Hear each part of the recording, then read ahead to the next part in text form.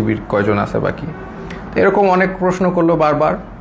তারপর at one point তাদের মধ্যে ওই হানাদার লিগার বাহিনীর একজন উনি আর কি জিজ্ঞেস করলো, বলেন তো এই কোটা দিয়ে আপনি এত কথা বলেন, কোটার পদ্ধতি কি, বিসিএস এর সিলেকশন প্রসেসটা কি? তা আমি তো আসলে বলতে পারি নাই, কারণ হচ্ছে আমি মানে মেন্টালি তো ওই লেভেলেই নাই, তাই না? আমি একটা মানে ভয়ঙ্কর একটা অবস্থায় আছি, ওই লেভেলেই নাই। তো তারপরে ওরা কি করলো, ওরা এসে আমাকে মনে করেন আমাকে ধাক্কা দিল। আমার তো স্কেচ নিয়ে হাঁটতে হয়, আপনারা জানেন, একটা লাঠি নিয়ে হাঁটতে হয়। সে আমাকে ধাক্কা দিল, তারপর আমার মুখে হিট করা শুরু করলো। তো হিট করা শুরু করলো আমাকে, 6টা হিটের পরে আমি আসলে মানে অজ্ঞান হয়ে যাচ্ছিলাম। তো অজ্ঞান হয়ে যাচ্ছিলাম, তারা আমাকে বলে না ডোন্ট এরকম করে আমাকে দাঁড় করাইলো, আবার 2-4 বার হিট করলো। তো তারপরে তারা আমাকে মানে বললো যে আপনি তো খুব খারাপ জায়গায় আসছেন, আপনার বাম পায়ে প্রবলেম, ওই ডান পাকে আমরা একদম ইয়ে করে আপনাকে পুরোপুরি লুলা বানাই দেবো। তো এরকম একটা কথা বললো, এবং আরেকজন লাঠি নিয়ে আসলো আমাকে মারবে। পরে ওরা লাঠি দিয়ে হিট করে নাই, না করে আমাকে ওই জায়গায় আবার সেই জায়গায় যেখানে রাখে সেখানে নিয়ে গেল। তো ওই জায়গায় আবার আমার থাকা শুরু হলো। মানে ওইখানে এমন একটা জায়গা, বললাম তো, কেউ যে এটা ফার্মের মুরগির মতো, ওইখানে কেউ মুভ করতে পারে না, কারণ এত মানুষ এত শর্ট জায়গায় মুভ করার, কেউ হাঁটার কোনো সিস্টেম নাই। ওই যে আমি বললাম আপনাদের, কেউ শুলে, কেউ বসে, কেউ বসলে, কেউ শোয়, মানে আর সবসময় লাইট আর সাউন্ড কন্টিনিউয়াস, ঘুমানোর কোনো স্কোপ নাই। ওইখানে সবচেয়ে ভ্যালুয়েবল রিসোর্স হচ্ছে একটা বোতল, কারণ আমরা তো ফ্লোরের মধ্যে শোন, তো ওইখানে তো হার্ড ফ্লোর, ওইখানে কেউ যদি একটা বোতল পায় আলহামদুলিল্লাহ, মানে এটা মানে এক ভ্যালুয়েবল রিসোর্স। তো ওই বোতলটার উপরে তারা মানুষ মানে পেলে যে খুশি। তা আমাকে অনেকে চিনেছে ওইখানে, চেনার কারণে দেখা যাচ্ছে 2 দিনের মধ্যে আমি একটা বোতল ম্যানেজ করলাম মাথায় দিয়ে শোয়ার জন্য ফ্লোরে। এই একটা অবস্থা। তো আরেকটা বিষয় হচ্ছে ওইখানে 80 জনের একটা টয়লেট, আর আমার তো এমনি যেহেতু হাই কমোড ইউজ করতে হয়, বিকজ আমার মানে স্পাইনে প্রবলেম আছে। তো ওইখানে লো কমোড, তাও আবার 80 জনের জন্য একটা, 100 জনের জন্য একটা। তো এত লোকের একটা কমোড তো বুঝতেই পারছেন কেউ ইউজ করতে পারে না ওইভাবে। সো আমি খাওয়া কমিয়ে দিলাম, because I have to go to the washroom, এটা তো যাওয়া যাবে না। আমি খুব কম খাওয়া শুরু করলাম যাতে টয়লেটে না যাওয়া লাগে। আর আরেকটা বিষয় হচ্ছে টয়লেটে ইউজ করে সাবানও তারা প্রোভাইড করে না কোনো রকম। সো এইরকম একটা কন্ডিশনে আমরা যাচ্ছি। আর এরপর থেকে আর কি আসলে জিনিসটা বুঝলাম যে বিষয়টা কি, আসলে বুঝার বিষয় ছিল, এখন আমি বুঝতে পারলাম। তো তারা প্রতিদিন ডাক দিবে, নাম কল করবে। ধরেন আপনার নাম হচ্ছে, ধরেন আমার নাম আসিফ মাহতাব, ধরে বলবে আসিফ মাহতাব, বাবার নাম শাহাবুর রহমান, এরকম বলে নিয়ে যাবে, নিয়ে চোখ বাঁধবে, মুখ বাঁধবে, তারপর তাদেরকে ঝুলায় টর্চার করতে থাকবে, বাড়ি দিতে থাকবে বিভিন্নভাবে টর্চার, লাঠি দিয়ে পিটাবে, পায়ের তলায় পিটাবে, হাড়ের বিন্দে মারবে। মানে মানুষের শরীর নীল অবস্থায় তারা ফিরে যায়, সারা শরীর মারতে মারতে রক্ত জমাট বেঁধে নীল অবস্থায় এক একজন লোক ফিরে জাস্ট। এবং তারা সাইকোলজিক্যালি একদম মানে অবভিয়াসলি নর্মাল না, কারণ তারা এখন নাম শুনলে, তাদের নামটা ডাক দিলে তারা ভরকায় ওঠে যে এখন মনে হয় তাদেরকে নিয়ে টর্চার করবে। তো এইরকম অবস্থা আমি দেখলাম বিষয়টা, যে এরকম চলছে। তো এখন এরকম চলছে, আমি তো বুঝলাম যে হয়তোবা আমার সাথেও এরকম করবে, তারা তো বলেই দিছে আমাকে পাটা ভেঙে দিবে। তো এরকম একটা করবে, এবং সবার সাথেই করছে। স্পেশালি জামাতের যারা আছে তাদেরকে, মানে জামাত যেহেতু বলে ফেলছে একবার, তাদেরকে মানে অমানবিকভাবে টর্চার করছে জামাত। আর নূর ভাইয়ের সাথেও ওইখানে দেখা হলো, নূর ভাইরে বললাম কি অবস্থা, তো নূর বলল যে ভাই আমাকে তো অনেক মারছে, হাত দিয়ে দেখালো, হাত নীল হয়ে গেছে। তো এই হচ্ছে সিচুয়েশনটা। আর ওখানে তো মানে আর সবসময় তো লাইট, বাইরে যে একটা আলো, বাইরে যে বৃষ্টি পড়তেছে নাকি, এটা আমরা গেস করা শুরু করলাম যে বাইরে আদৌ বৃষ্টি পড়ছে কিনা, কারণ মোটা ওয়াল, কোনো উইন্ডো নাই, কোনো বাইরের কোনো আলো বাতাস তো আমি জানি না কি, ভিতরের মধ্যে থাকি আমরা বদ্ধ ঘরে, শুধু আলো আর এই যে কনস্ট্যান্ট সাউন্ড, মানে এই একটা অবস্থা। তো এরকম একটা অবস্থা যাচ্ছে। তো এখন দেখলাম অনেকে ভেঙে পড়তেছে। তো আমি আর কি আমি আমার মতো করে ইন্সপিরেশন দেওয়ার চেষ্টা করলাম যে আপনারা এইভাবে টর্চার হচ্ছেন, আপনি কি মনে করেন না আল্লাহ আপনাকে এটার জন্য রিওয়ার্ড দিবেন? আজকে আপনারা তো জানেন নবী করিম সাল্লাল্লাহু আলাইহি সাল্লাম বলেছেন যে আপনি যদি এইভাবে নির্যাতিত হন, আপনার গুনাহ মাফ হচ্ছে, আপনাদের গুনাহ মাফ হচ্ছে। আপনার যদি গুনাহ এইখানে থাকার কারণে গুনাহ মাফ হয়ে জান্নাতুল ফেরদৌসে যেতে পারেন, এটা আপনার জন্য ভালো, নাকি এইখানে ভালো থাকলেন তারপর জাহান্নামে গেলেন, এটা ভালো? তো এইভাবে আমি সবাইকে একটু ইন্সপায়ার করার চেষ্টা করলাম, মোটিভেশন দেওয়ার চেষ্টা করলাম। আর আমার নিজের তো হেলথ কন্ডিশন ডিটোরিয়েট করতেছে প্রোগ্রেসিভলি, আর ওয়াশরুমের ইস্যুটা তো ছিলই। তো এইরকম একটা অবস্থায় সবাইকে মানে মোটিভেট করছি আমি। আর আমার নিজেরও তো ওই যে ফার্স্টের দিন যেভাবে আমার মুখে ফেসে হিট করেছে, এই পরে তো আমার একটা দিন জ্বরই ছিল, আমি শুয়েছিলাম। তো এই হচ্ছে আমাদের মানে সিচুয়েশন। আমি ওখানে একদিন শুয়েছিলাম, তারপরেও আমি সবাইকে মোটিভেশন দেওয়ার চেষ্টা করি। একটা ছেলে আসলো, সেই ছেলেটা কাঁদতে কাঁদতে, সে স্যার আমি তো কিচ্ছু করি না, আমি জাস্ট ইলেকট্রিক্যাল কাজ করি, আমাকে ধরে নিয়ে আসছে স্যার, আর ধরে নিয়ে আমাকে টর্চার করতেছে, কাঁদতে কাঁদতে শেষ।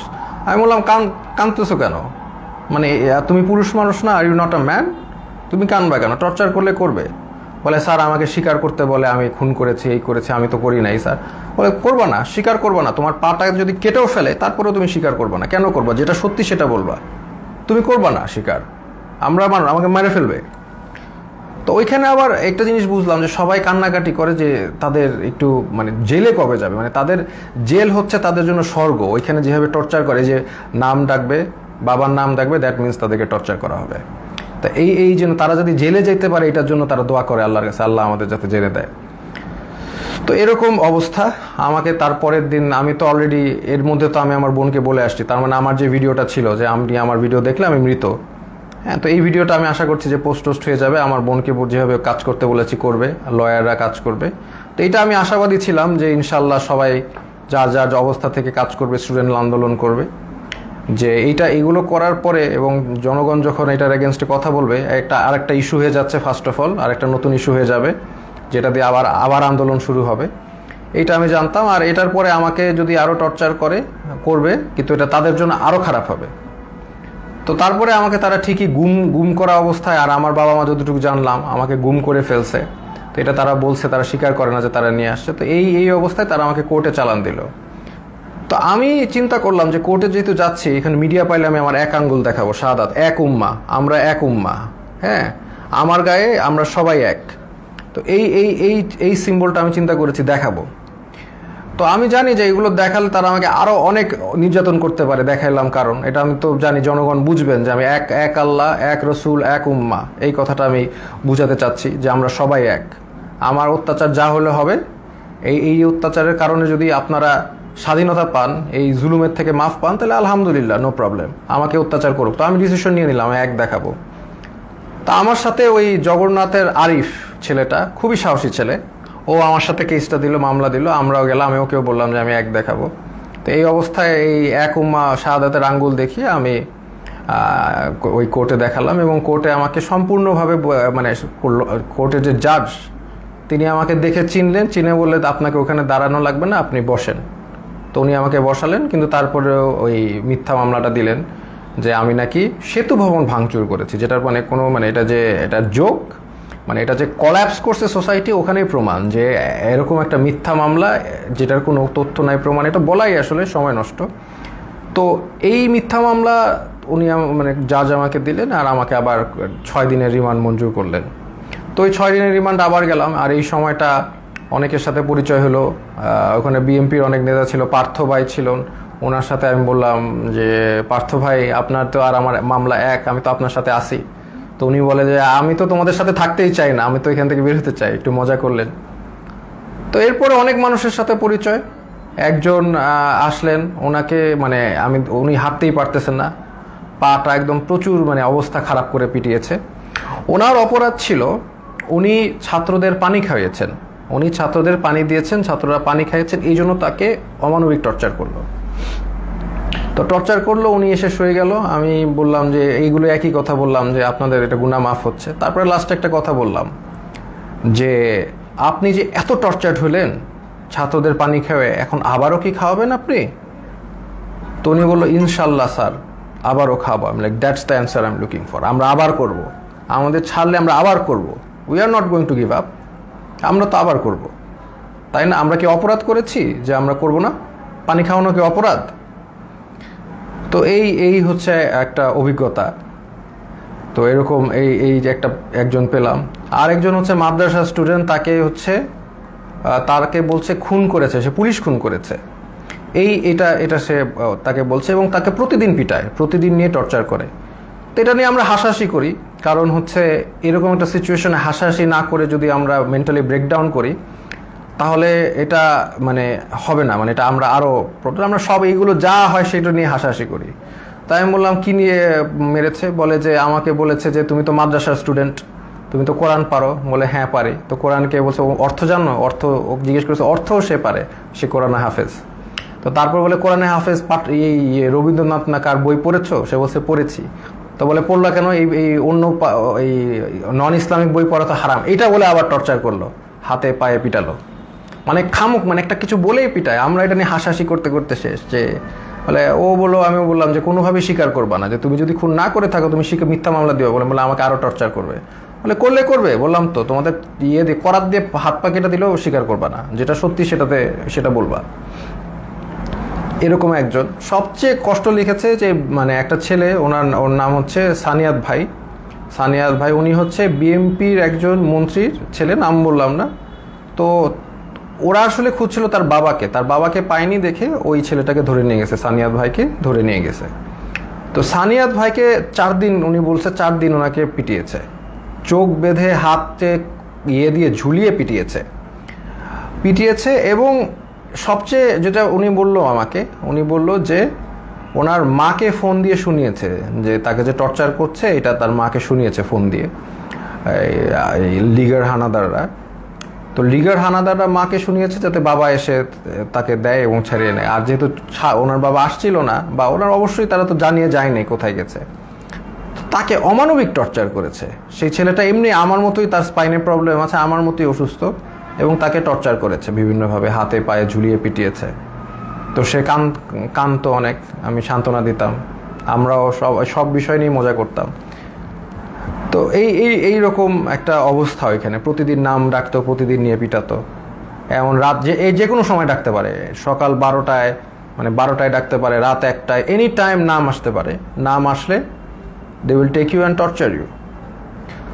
তো আমাকে টর্চার ওই প্রথম দিন যে হিট করে যে আমাকে থ্রেট দিল, তারপরে আমাকে কোর্টে চালান দেওয়ার পরে আমাকে আর টর্চার করে নেই। বাট আমি বিভিন্ন সময় ইনফরমেশন পাচ্ছিলাম, যেমন একজন মানে আমাকে ধরে নিয়ে গেছে, একজন পিটিয়ে আনছে, সে আমাকে ইনফরমেশন দিল যে আমার ব্যাপারে বলেছে যে অনেক ডিবি নাকি বলছে যে এই লোকটাকে কেন ধরলো, এটা তো ঠিক হয় নাই।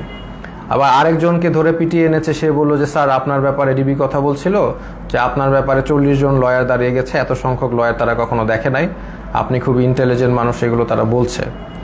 দেখা যাচ্ছে তাদের আমার প্রতি একটা রেসপেক্ট ছিল। ওই একদিন হিট করার পর তারা আমাকে হিট করে নাই, বাট দ্যাট ডাজন্ট ফরগিভ তারা অন্য যাদেরকে এইভাবে টর্চার করেছে। ফার্স্ট অফ অল, একটা পুলিশ একটা ডিটেইনিকে কখনো হিট করতে পারে না, that is a crime, that is criminal, they committed crime against humanity, তাই না? এটা ইন্টারন্যাশনাল, আন্তর্জাতিক ট্রাইব্যুনালে তাদের বিচার হওয়া উচিত। তারা যেইভাবে মিথ্যা মামলা দিয়ে টর্চার করে মানুষকে, এটা তো কখনোই মানে ইটস নট অ্যাকসেপ্টেবল। তো এরকম দিন যায়, তখন হঠাৎ তাদের দেখলাম টোন একদম 180 চেঞ্জ হয়ে গেছে।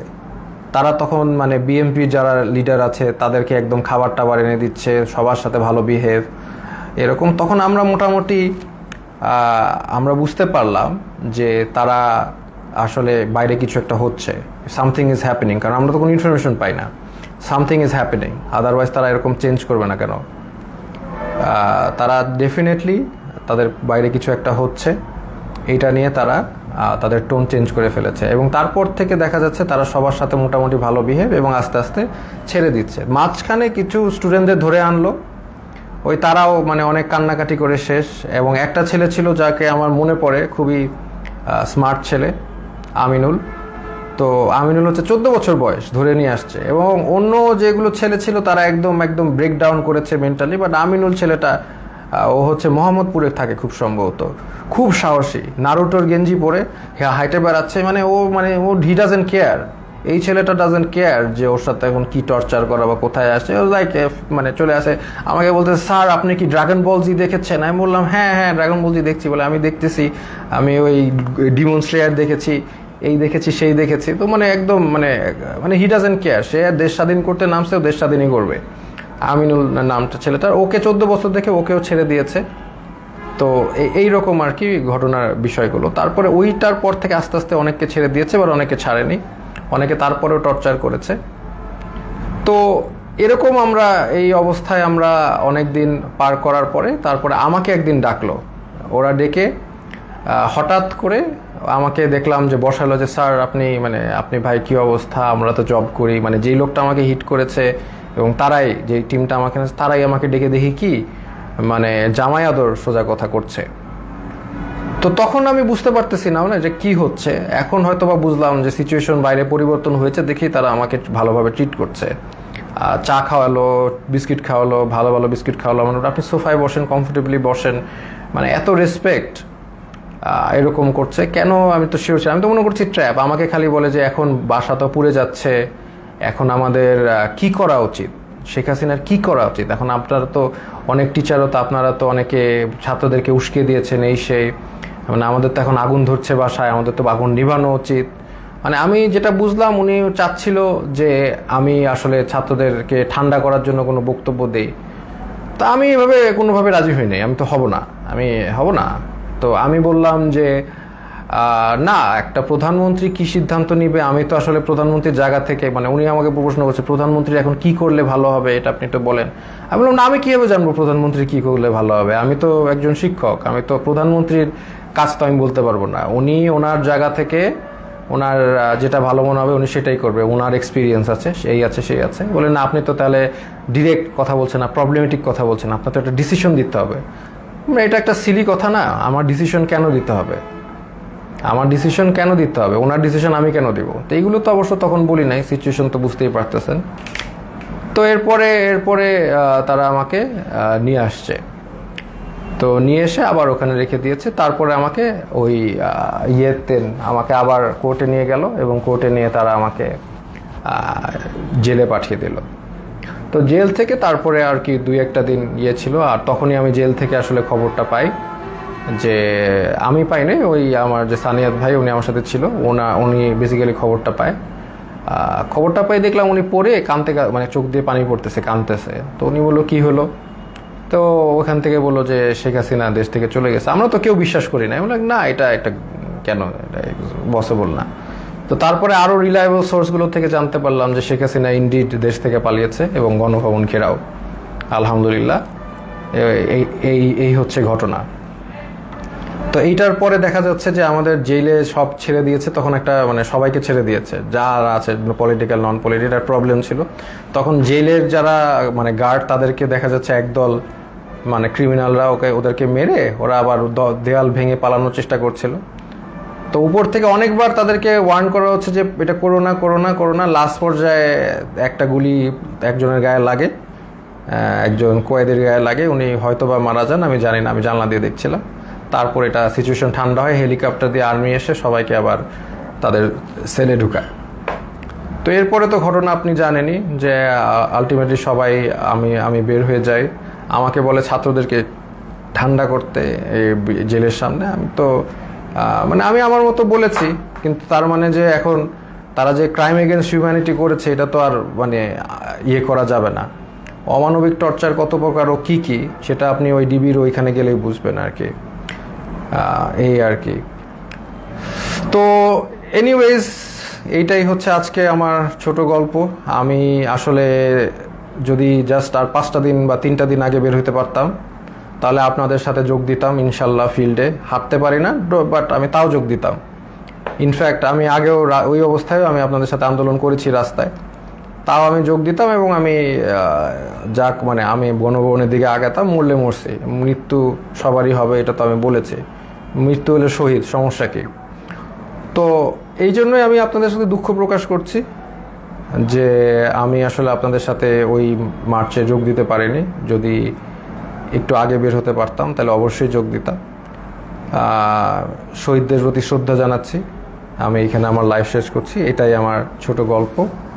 খুব ডিফিকাল্ট টাইম চলে গেছে, কন্টিনিউয়াস নয়েজ, কন্টিনিউয়াস লাইট, শোয়ার জায়গা নাই, একসাথে মানে হাঁটার জায়গা নাই, এবং কন্টিনিউয়াস নাম কল, যে কোনো সময় নাম আসতে পারে।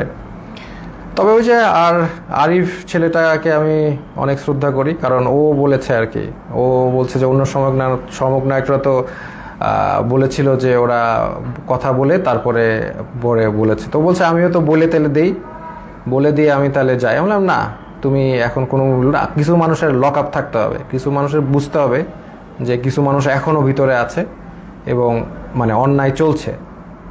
তো এই জন্য আমি আর ওই জগন্নাথ ইউনিভার্সিটির খুব সম্ভবত আরিফ ছেলেটা মানে খুব সাহসী কথা দেখিয়েছে, এই জন্য আমি তাকে সম্পূর্ণ রেসপেক্ট করি। এইটাই আমি বলে শেষ করছি। আপনারা এই যে যারা নির্যাতিত হয়েছে, যাদেরকে টর্চার করেছে, যাদের এগেনস্টে ক্রাইম এগেনস্ট হিউম্যানিটি করা হয়েছে, তো তাদের বিচার আসলে চেতে হবে। আসলে এটা না, আমি বলতে কষ্ট হচ্ছে, কারণ নবী করিম সাল্লাল্লাহু আলাইহি ওয়াসাল্লাম যখন মক্কা বিজয় করেন তখন উনি কিন্তু 12 জন যুদ্ধাপরাধী বাদে সবাইকে ক্ষমা করেন।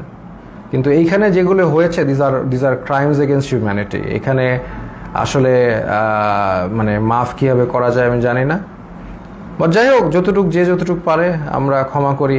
আমরা চাই না একটা মানে সব যে ভালো পুলিশ তার গায়ে হাত উঠুক। আমরা চাই না যে কোনো দোষ করে নাই তার উপর আক্রমণ হোক। কারণ আমি এরকম একজন এসেছে, একজন ডিবি অফিসে একজন আমার সাথে দেখা করেছে, ডিবি পুলিশ, যে বলেন স্যার আমার 2 ছেলে আছে, একজন বুয়েটে একজন মেডিকেলে, দুজনই আপনার জন্য অনেক দুঃখ করেন, দুজনই আপনাকে মনে করেন। আমি বললাম বলেন যে স্যার ভালো আছে, বলেন স্যার ভালো আছে। তার মানে যে সব পুলিশ যে মানে বেঈমান, সব পুলিশ যে ওই লিগার তা কিন্তু না। কিন্তু এটা আমাদের বুঝতে হবে। তো আমরা ফরগিভ করার চেষ্টা করি, আর যারা একদম এরকম ক্রাইম এগেনস্ট হিউম্যানিটি করেছে তাদেরকে আমরা ইনশাল্লাহ বিচারের আওতায় আনবো। আসসালামু আলাইকুম ওয়া রাহমাতুল্লাহি ওয়া বারাকাতুহু। শুভরাত্রি।